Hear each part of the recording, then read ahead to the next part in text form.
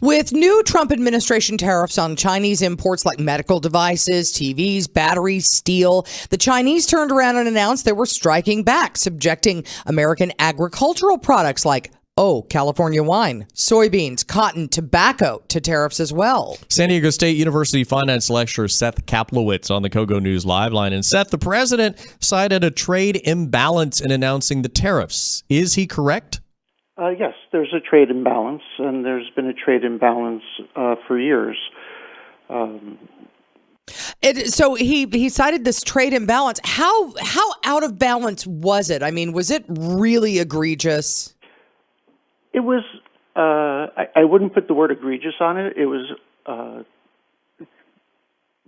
definitely leaning in the favor of the other governments, but the point here is everybody seems to be concerned about a trade war brewing, and I don't think a trade war is brewing. I think that this is Donald Trump's way of kicking up dust and trying to get people to a negotiating table. He's doing the same thing with NAFTA.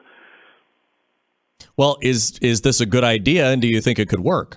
It's not my way to negotiate, but it seems to be setting the stage for working. I know that behind the scenes there's already conversations taking place. The only thing that sort of concerns me is the fact that our president never backs down. And President Xi of China, in President Xi of China, he's met his match. So it's going to be interesting to see how much push and pull there's going to be between these two, because the president's not going to back down and President Xi is not going to back down. So the best thing that could happen for both of the countries is to sit down at a negotiating table and work things out. He happens to be right about intellectual property. China has been an abuser of the United States intellectual property rights for years. When I lived in China, my intellectual property was stolen from them, so I totally understand that.